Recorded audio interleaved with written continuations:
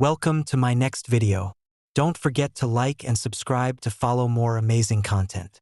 The story begins on an autumn evening, as golden leaves fall onto the quiet streets of a small town in the southern United States.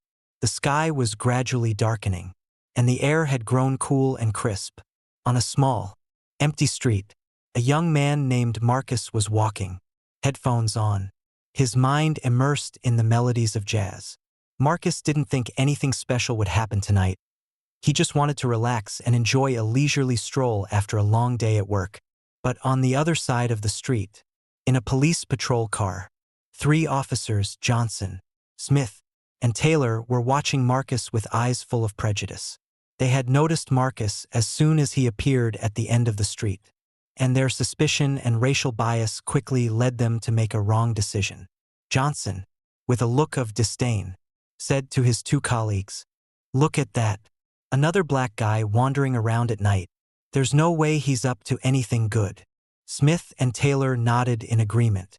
They decided to stop Marcus, even though there was no legitimate reason. They turned on the police lights and slowly drove toward Marcus. The flashing red and blue lights reflected off the surrounding walls, causing Marcus to turn around in surprise. He saw the 3 officers get out of the car with stern expressions, and a sense of unease rose within him. "Hey, stop right there," Johnson ordered, his voice full of contempt. Marcus stopped, took off his headphones, and calmly said, "Did I do something wrong?" "Officers," Taylor approached, shoving Marcus against the wall without answering his question.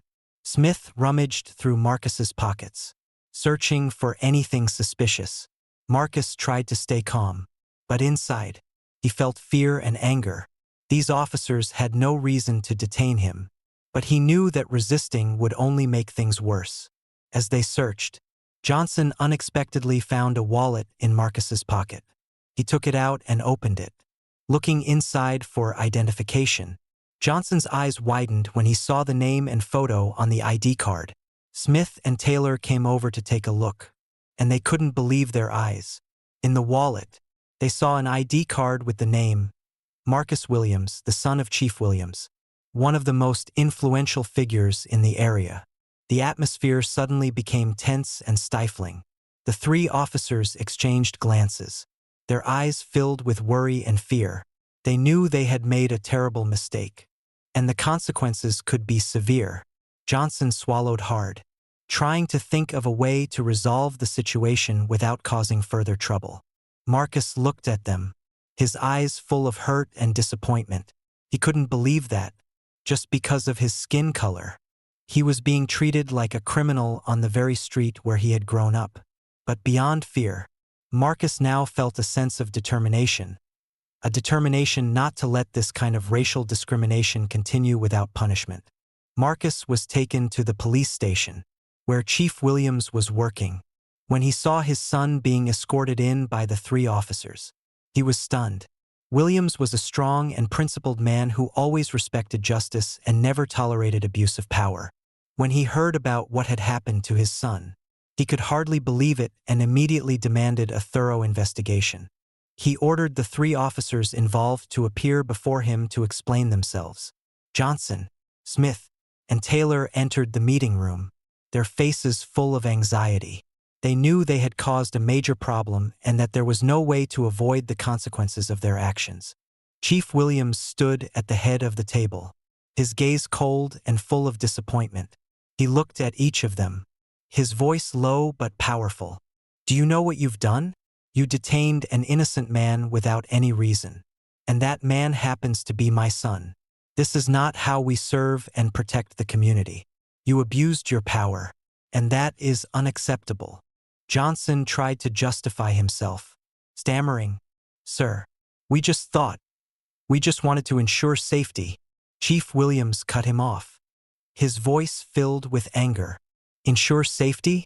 You think harassing a young man just because of his skin color ensures safety? This is blatant racism, and I will not tolerate it. You will be held accountable for your actions." He turned to the senior officers in the room and ordered, "I want a detailed report on this incident." and I want these three suspended immediately pending a full investigation. We must set an example for the community, and no one is above the law, not even the police. After being released, Marcus decided not to stay silent. He knew he wasn't the only one treated this way, and he wanted to use his story to change people's perceptions about racism and abuse of power. With the support of several human rights organizations, Marcus held a press conference where he recounted the incident in detail and called on the community to stand together against injustice. The press conference attracted the attention of the media and the community.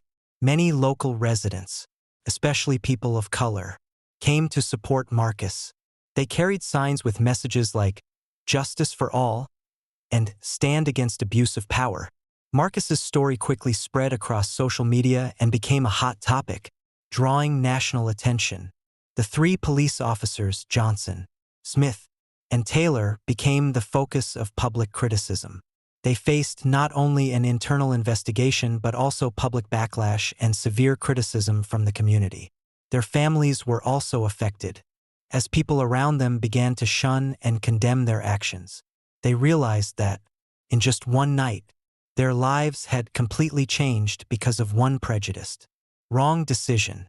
Meanwhile, Chief Williams also faced great pressure from both work and family. He had to ensure that the investigation was fair while also grappling with the guilt that his own son had suffered injustice under his leadership. He was determined to use this situation as an opportunity to reform the police department, removing individuals with racist attitudes and promoting fairness in their work.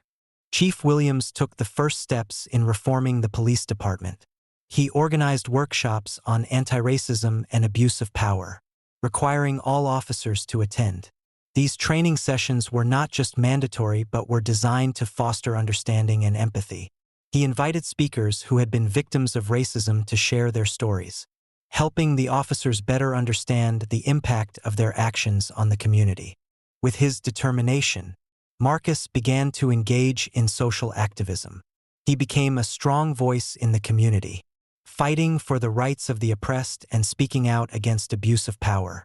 His story became an inspiration to many others, especially young people, to not remain silent in the face of injustice and discrimination.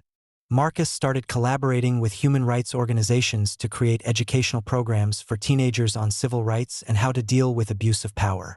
He visited schools, spoke to students about his experiences, and encouraged them not to be afraid to speak up when they witnessed injustice. Marcus's talks always drew large audiences, and he became a symbol of the fight for justice and equality. Chief Williams, after implementing significant reforms in the police department, saw a gradual change in how the officers treated the community. He also worked tirelessly to rebuild the community's trust in the police force. He organized community meetings where residents could ask questions directly and express their concerns. These meetings helped improve the relationship between the police and the public, and gradually, trust began to be restored. The three officers, Johnson, Smith, and Taylor, after being suspended, faced severe consequences. They not only lost their jobs but also the respect of their families and friends. Their lives became more difficult than ever, and they realized that their wrong actions had come at a high price. Johnson, who had always been proud of his position, now had to take on manual labor jobs to make a living. Smith and Taylor were no better off, facing stigma and isolation from the community. Gradually, the three of them realized that, in order to find peace of mind, they needed to make amends for their mistakes. They began participating in community activities, helping those in need, and trying to change their perspective on people. They joined educational programs on anti-racism and began to understand more deeply the gravity of their mistakes. Their regret and desire for redemption helped them change. Though the road ahead was still long, the story ends with Marcus standing before a large crowd, gripping a microphone, his voice ringing out powerfully. "We cannot let injustice continue. We must stand up, unite, and fight for a more just society. Each of us deserves respect, regardless of skin color, origin, or social status. Today, I stand here not just for myself, but for everyone who has ever been treated unfairly. We will not be silent, and we will not back down. And the crowd responded to him with thunderous applause, as a commitment to change together, to fight together for a better future. The wrongful actions of the three officers became a costly lesson, not just for them but for the entire community, about the importance of fairness, compassion, and responsibility with the power each person holds. Marcus's story is not just about the injustice he endured, but also about change, perseverance, and the strength of the community.